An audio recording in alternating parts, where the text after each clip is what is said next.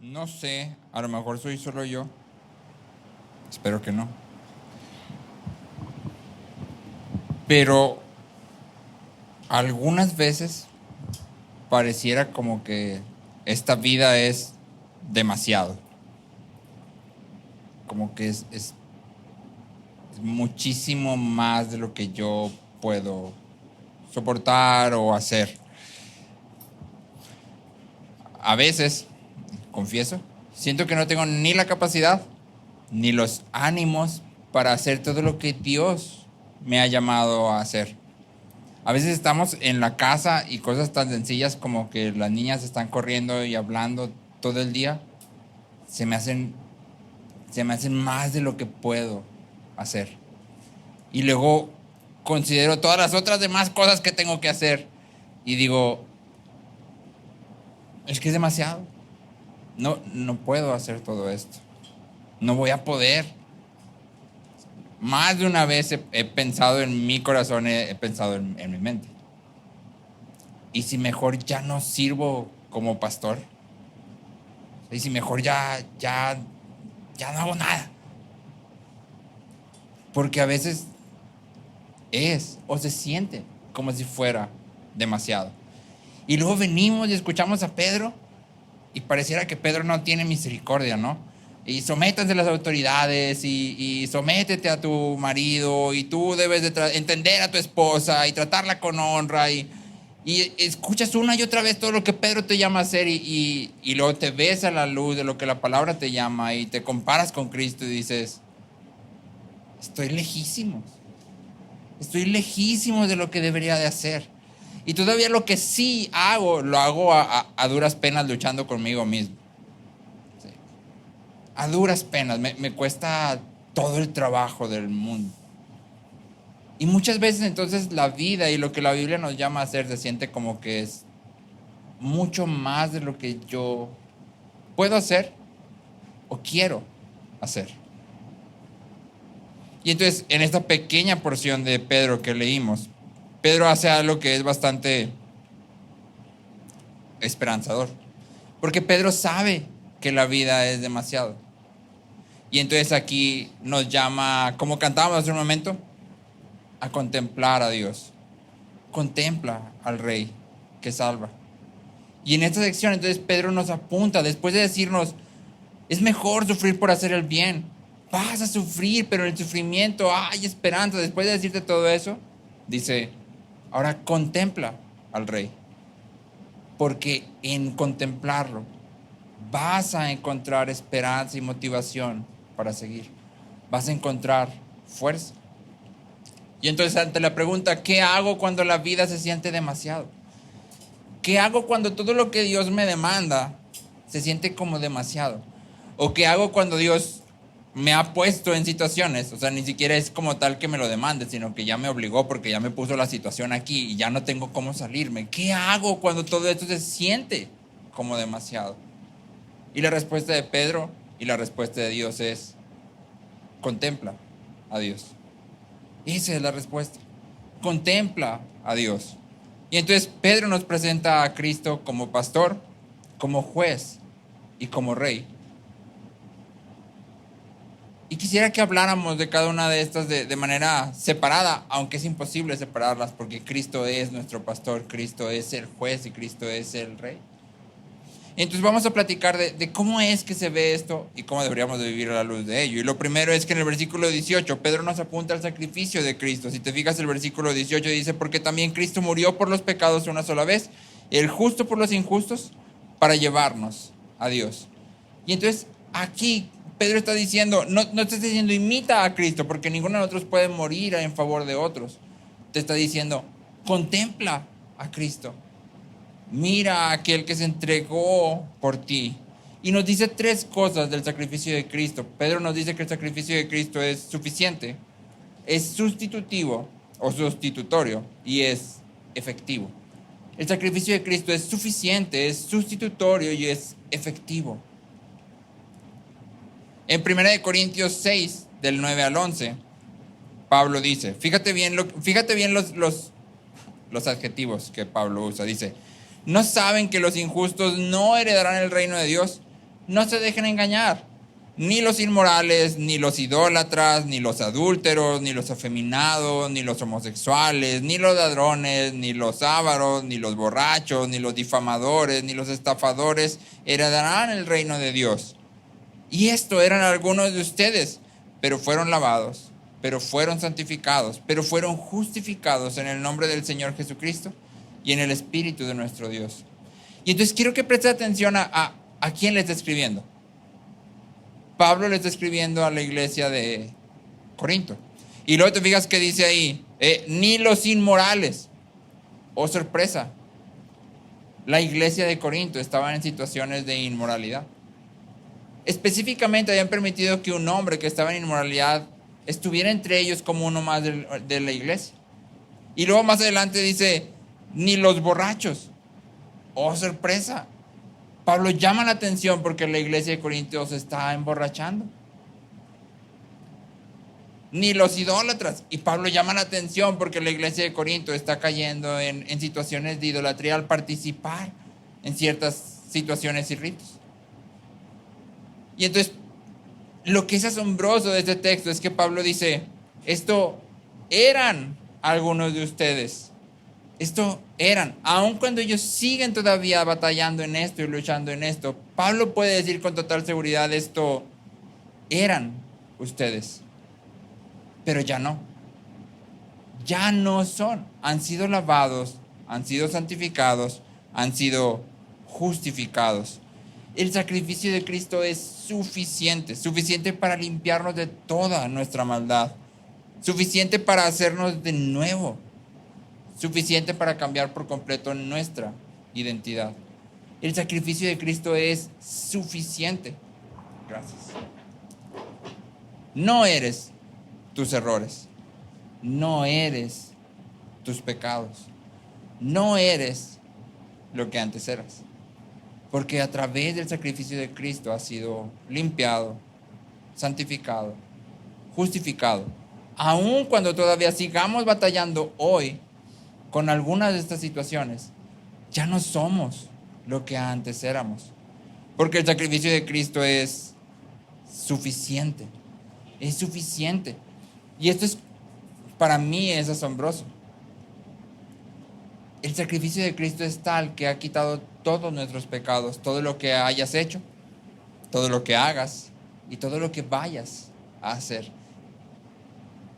Dios te ha amado a pesar de todo ello. Y a través de Cristo Él ha quitado todo nuestro pecado. Un autor dice, todo bien que podamos desear debe encontrarse solamente en Cristo. Él fue vendido para comprarnos. Fue hecho prisionero para ponernos en libertad. Condenado para absolvernos. Él fue hecho maldición para nuestra bendición. Ofrenda por el pecado para nuestra justicia. Murió para que tengamos vida, a fin de que por medio de Él la ira sea aplacada, la oscuridad se convierta en luz, el miedo desaparezca, la deuda sea cancelada, el lamento se convierta en gozo, la muerte sea muerta, la condenación condenada, lo mortal hecho inmortal. Ahora Cristo vive en nosotros, de manera que podemos decir junto con Pablo, ¿dónde está, oh muerte, tu victoria? ¿Dónde, oh sepulcro, tu aguijón? Pudiéramos terminar aquí. Esto es suficiente esperanza. Esto es suficiente esperanza para que tú y yo nos levantemos todos los días y digamos, ¿dónde está, oh muerte, tu victoria? No puedes hacer nada contra mí, porque Cristo es mi Redentor. Me encantan las palabras de C.S. Lewis, que solo aparecen por ahí en Navidad. En Navidad las vas a ver todo el tiempo en todos lados, pero en realidad son increíbles.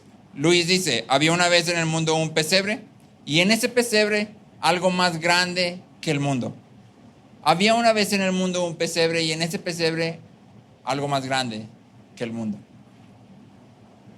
Y deberíamos dejar que esas palabras se asienten en nuestros corazones, porque estamos hablando de que el Dios infinito y soberano, el creador de todo lo que existe, se hizo hombre con una sola finalidad.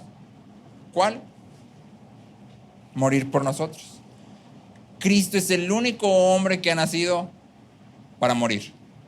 Todos nacemos y eventualmente morimos, pero Él nació específicamente para morir por nosotros. Cuando hablamos de que Cristo da su vida, no solo estamos apuntando al momento de la muerte, sino que estamos hablando en realidad de toda la vida de Cristo. Toda su vida fue vivida para nosotros.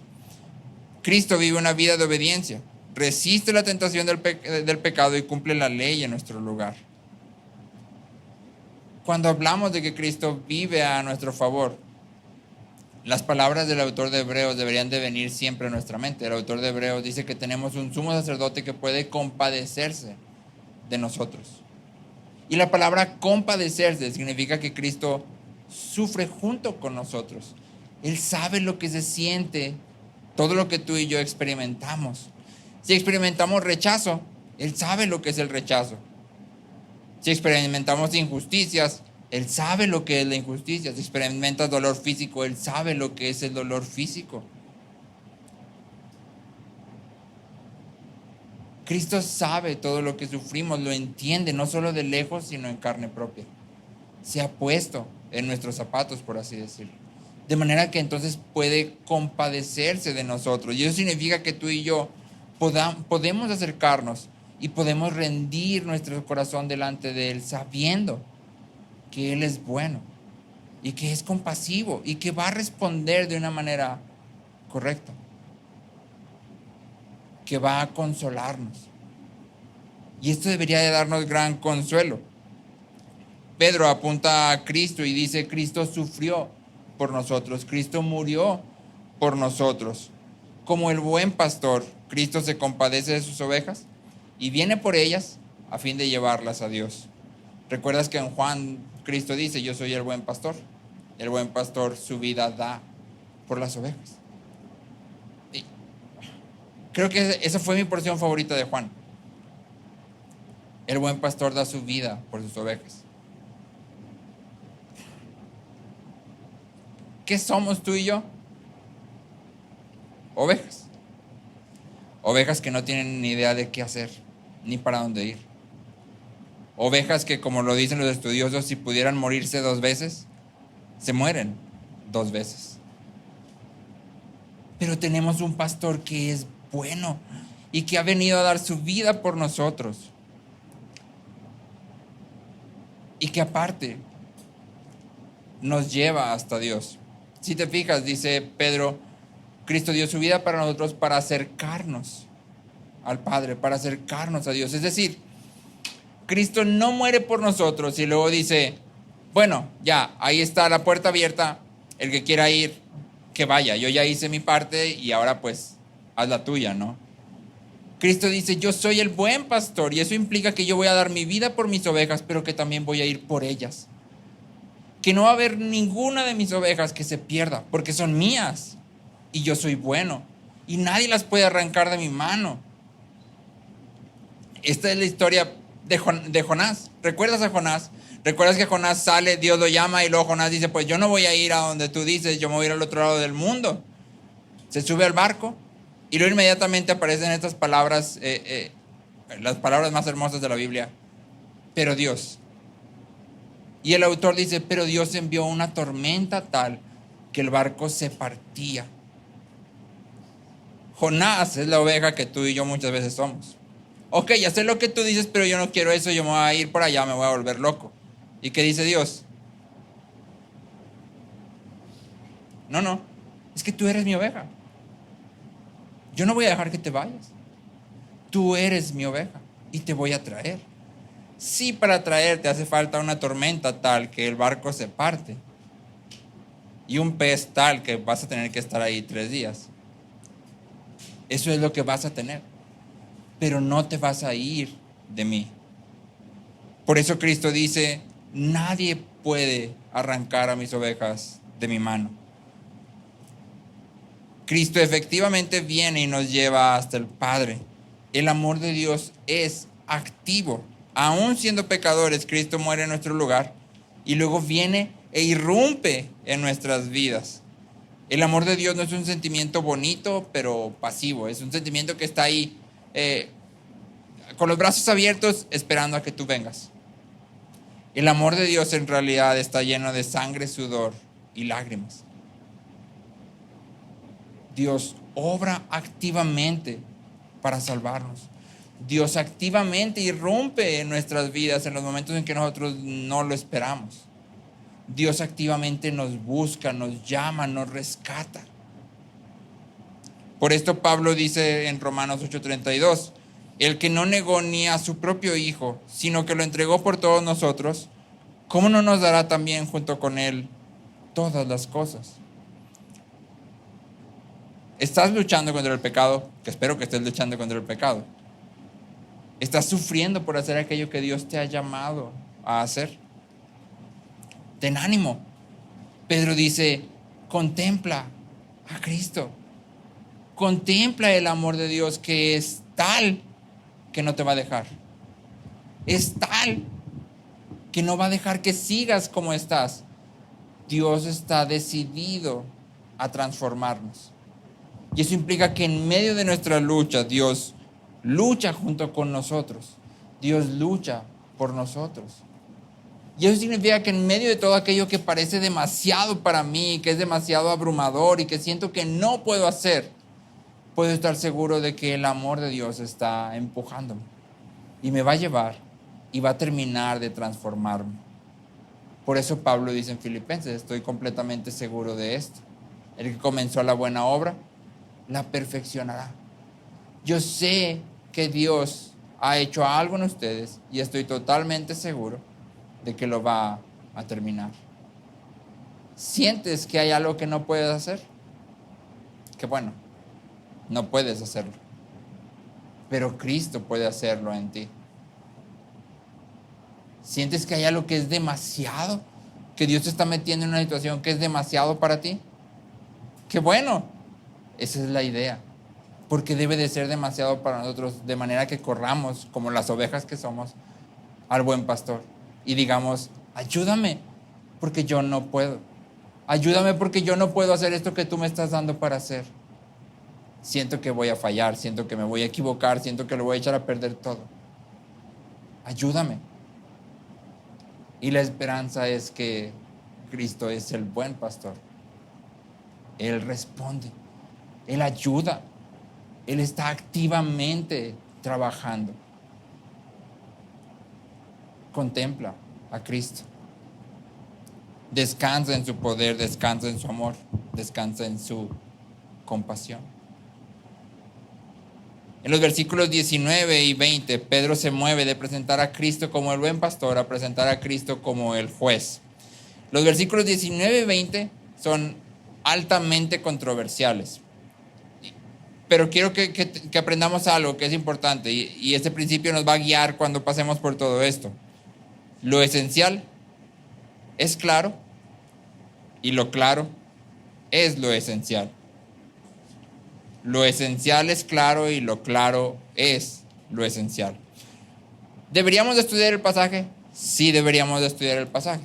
En la parte de preguntas y respuestas, si alguno tiene duda, podemos comentarlo. Pero por ahora lo que debemos de enfocarnos es de todo esto que Pedro está diciendo aquí y que ciertamente está difícil de entender. ¿Cuál es su punto? ¿Por qué lo trae a colación cuando está diciéndole a los creyentes, contempla a Cristo? ¿Qué es lo que los creyentes quieren que vean de Cristo? El punto de Pedro es traer a la mente el diluvio y recordar a los creyentes que al igual que Noé, ellos también son peregrinos y extranjeros en la tierra, y cuando el juicio de Dios llegue, ellos van a ser salvados y vindicados.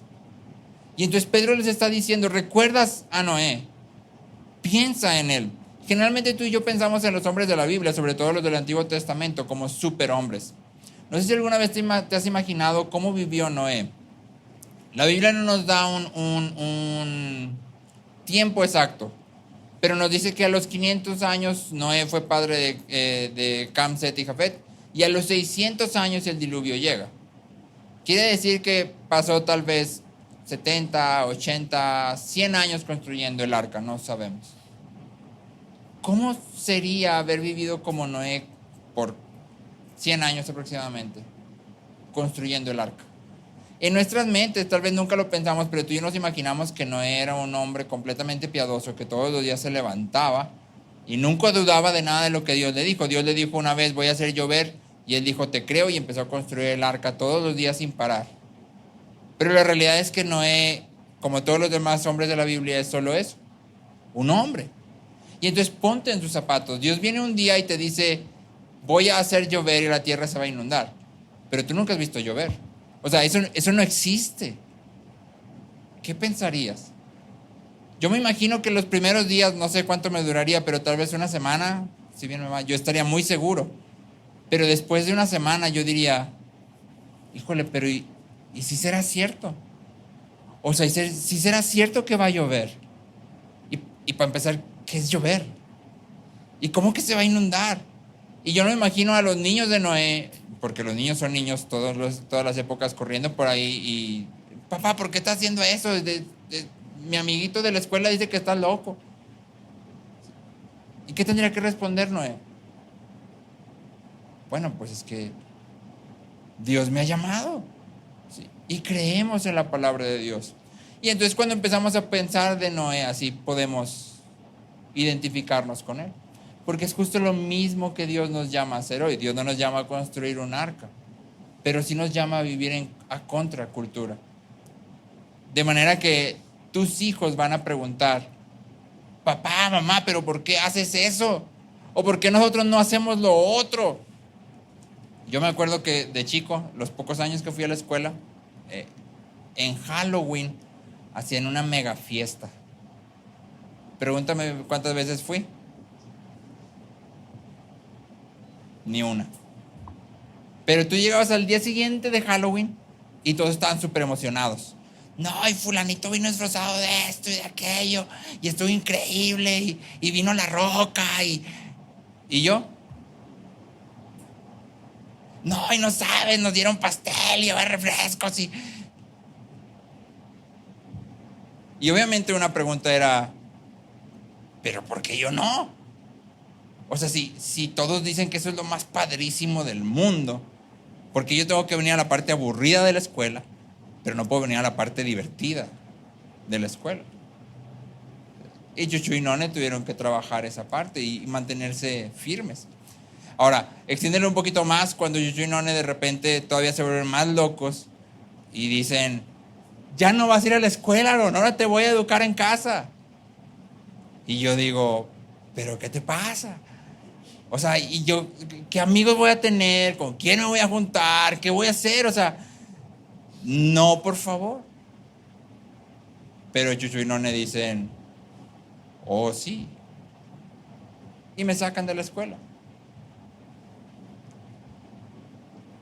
Y no solo fui yo. Si preguntas a None o a Chuchu, muchas personas aún dentro de la misma congregación, su respuesta fue esa. Es que estás loco. ¿Cómo lo vas a sacar de la escuela? ¿Cómo lo vas a tener en una burbuja? ¿Cómo vas a...? Y podemos entonces identificarnos con Noé. Ahora no te estoy diciendo que saques a tus niños de la escuela. Eso tendría que ser una convicción tuya. Pero sí te estoy diciendo que Dios te llama a vivir a contracultura. Y eso significa que vas a tener que dejar de hacer muchas cosas. Y que vas a tener que hacer muchas cosas que la gente va a ver como mal. Y que te van a rechazar por ello. Y que te van a juzgar por ello. Y entonces Pedro dice, en medio de todo esto, contempla a Cristo. Él es el juez. Y cuando el juicio llegue, ustedes al igual que Noé van a ser salvados y vindicados. Es decir, todo el mundo va a decir, tenían razón. Todo el tiempo tuvieron razón. La ira de Dios debería de ser una fuente de esperanza para el creyente. Sabemos que Dios ama a los que son suyos y que va a destruir todo el mal que nos hace daño. La ira de Dios en la Biblia es presentada frecuentemente no como algo que temer, sino como el lugar donde tú y yo ponemos nuestra esperanza, como un consuelo, como un refugio para nosotros, como una liberación para el pueblo de Dios. Te leo el Salmo 98, 4 al 9. Trata de ver los salmos son canciones, ¿no? Entonces imagínate cómo estaría el pueblo cantando y danzando ante esta canción. Dice el Salmo 98, versículos 4 al 9.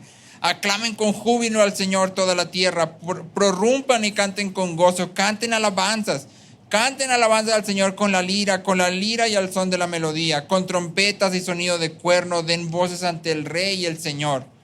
Ruge el mar y cuanto contiene, el mundo y los que en él habitan, batan palmas los ríos, aún canten jubilosos los montes. ¿Qué te imaginas que está pasando aquí? Está el pueblo cantando esto, ¿y cómo te los imaginas? Aclamen con júbilo al Señor. ¿Cómo te los imaginas? Aclamen. Pero luego fíjate dónde termina el versículo 9. Canten jubilosos a los montes delante del Señor, pues viene a juzgar la tierra. Él juzgará al mundo con justicia y a los pueblos con equidad. Es decir, todo este gozo tiene su fuente en el Rey viene a juzgar. Y de ahí nace mi gozo. Él viene a juzgar. Y yo puedo estar gozoso, ya que la venganza le pertenece a Dios, que Él es el juez. Tú y yo podemos confiar en que Dios va a hacer justicia. Y entonces podemos vivir sin amargura, sin rencor. Cuando la gente viene y nos hace mal, tú y yo no tenemos que guardar amargura en nuestros corazones.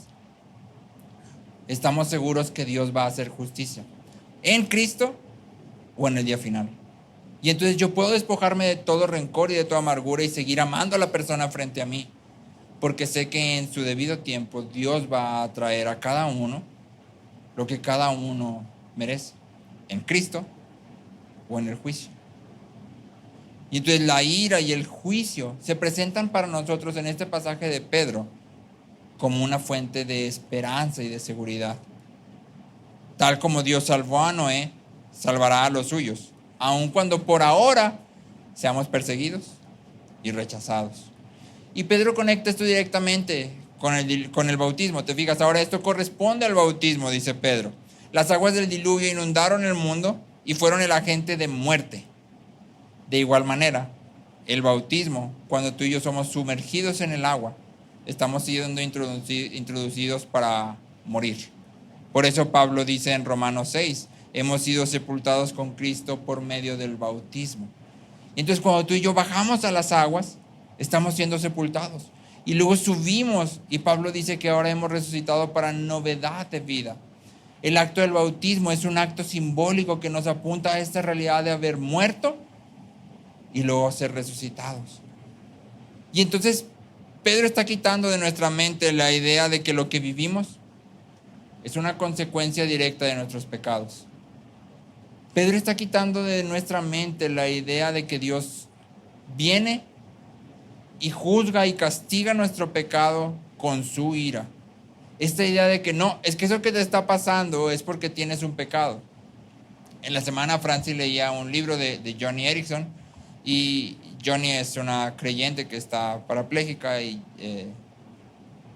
un amigo de Joni viene y le dice: Joni, es que tú estás todavía en tu silla de ruedas porque tienes un pecado sin confesar. Por eso todavía estás enfermo. Imagínate eso. Obviamente Joni dice: no, mi situación no es que Dios está castigando mi pecado, porque Dios no puede castigar mi pecado aquí si Cristo ya llevó el castigo por mi pecado. Yo ya morí a la condenación del pecado, y entonces Dios no puede traer ese castigo a mí si Cristo ya lo pagó. Eso sería injusto, y Dios es un juez justo. El sufrimiento que experimentamos no es condenación de Dios. Cristo ya llevó nuestra condena. El bautismo es un recordatorio constante de que hemos sido librados del peor sufrimiento que existe. Cristo llevó ese sufrimiento por nosotros. Ahora ya no hay condenación. Ya no hay condenación. Y entonces cuando las personas vengan, las personas cristianas que aun cuando tienen buenas intenciones, vienen y nos dicen: es que tú estás así porque pecaste o estás así porque no tienes fe, tu respuesta debería de ser no. Cristo ya ha llevado todo el castigo de mi pecado. Esto no es un castigo por lo que yo he hecho. Y si Dios quiere sanarme, me sanará. Y si Dios no quiere sanarme, no me va a sanar. Y como están aprendiendo los niños en el salón, si vivimos, para Él vivimos. Y si morimos, para Él morimos. Sea como sea que Dios me ha llamado a servirle, así le voy a servir, así le voy a glorificar. Hay cosas en nuestras vidas que no van a desaparecer mientras estemos aquí. Hay algunos de nosotros que tal vez tengamos que vivir con enfermedades y achaques que Dios no ha prometido llevarse por ahora, pero sabemos que en la gloria ya no estarán ahí.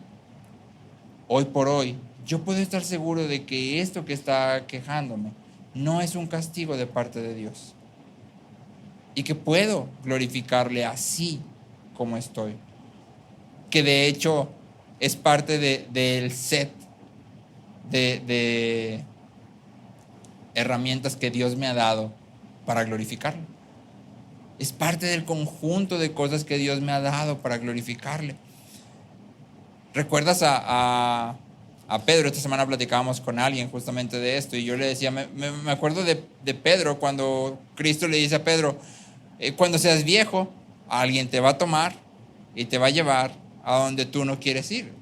Y es decir, Cristo le está diciendo, vas a morir de una manera que no vas a querer morir. Y luego la respuesta de Pedro, ¿cuál es? Pero, ¿y Juan qué? Sí. Y Cristo que responde, bueno, es que a ti el qué, tú sígueme. Y esa es justamente la misma respuesta. A algunos de nosotros tal vez Dios nos va a dar ciertas cosas que no nos van a gustar y a otros les dará otras.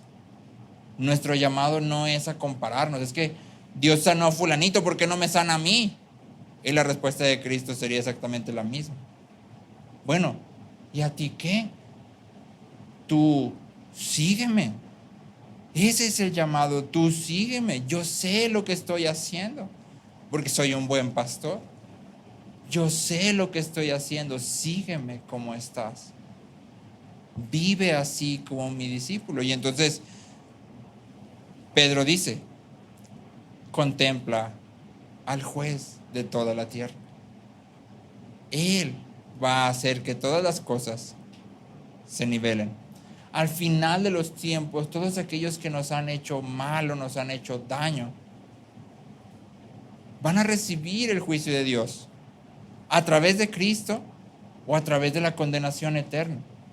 Pero podemos estar seguros que no hay nadie que haya hecho daño a nosotros, que no vaya a tener que de una u otra forma pagar por aquello que está haciendo. Y aunque no hay deleite en la condenación de los hombres, sí hay deleite en saber que Dios es un juez justo. Por eso clamamos a todos los hombres, ven a Cristo. Con mucho mayor ahínco a aquellos que nos hacen daño. Ven a Cristo, porque es la única forma en que vas a poder librarte del juicio y la condenación.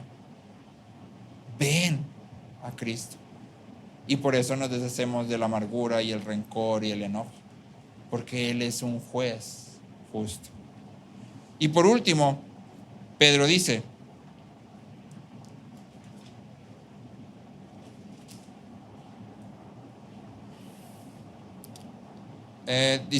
sino como una petición a Dios de una buena conciencia mediante la resurrección de Jesucristo, quien está a la diestra de Dios, habiendo subido al cielo, después de que le habían sido sometidos ángeles, autoridades y potestades.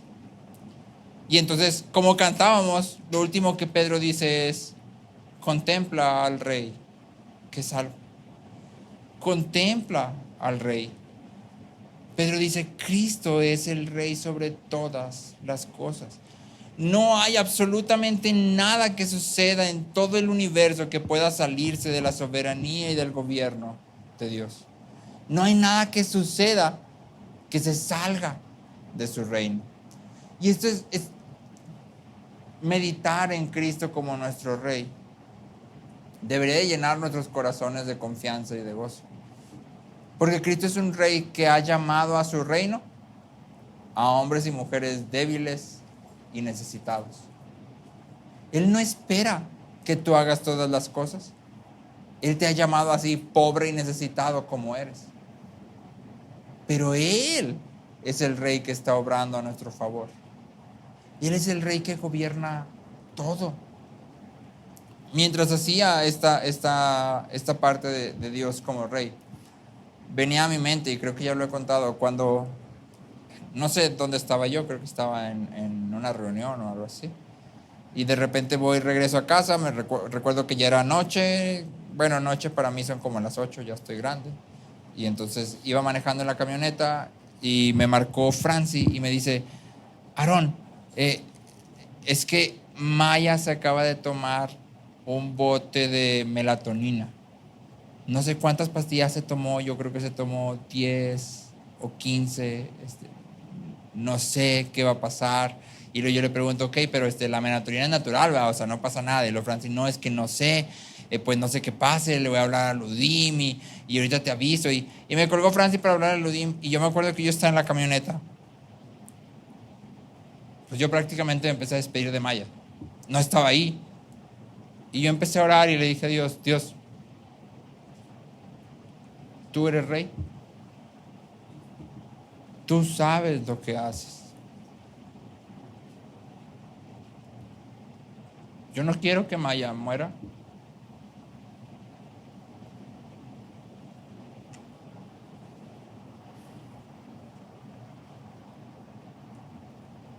Pero nada se sale de tus manos. Nada.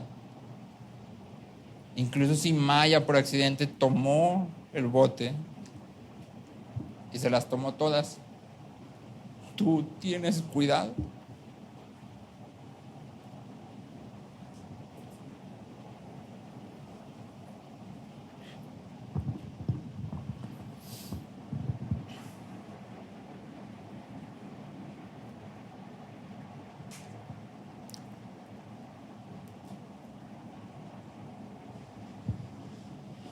Y mi oración fue solo eso. Dios,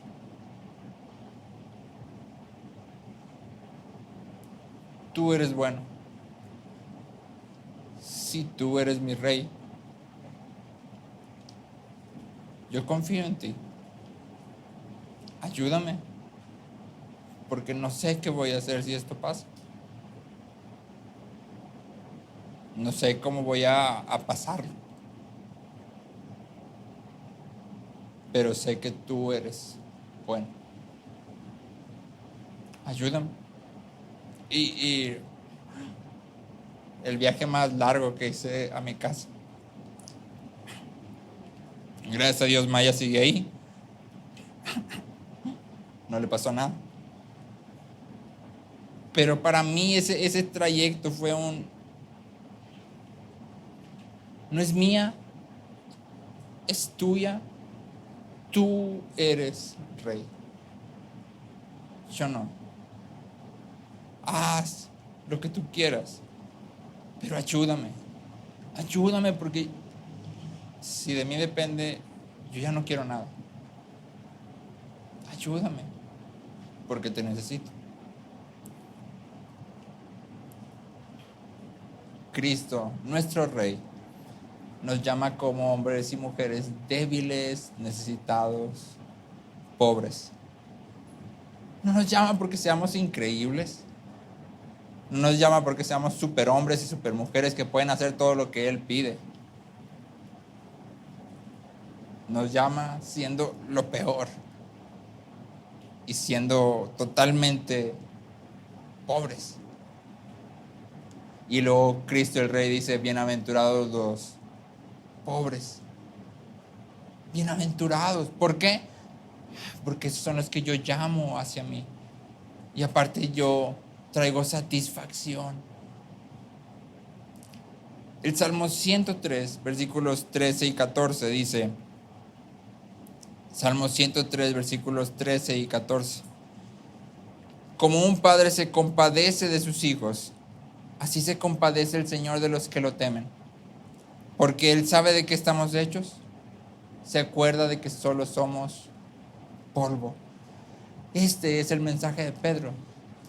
¿Qué eres en medio de un mundo que te rechaza y te golpea y te trata mal? ¿Qué eres en medio de todas las demandas del evangelio que parecen muchísimo más de lo que yo pudiera dar y hacer? ¿Qué eres? Polvo. Y eso es suficiente. Eso es suficiente.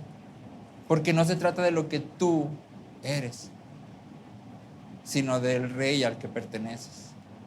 Porque no se trata de lo que tú puedes hacer. Tú puedes estar contento siendo polvo, eso eres. Polvo, ¿qué forma tiene el polvo? Ninguna. Si lo levantas y tratas de ponerlo erguido, ¿se queda erguido?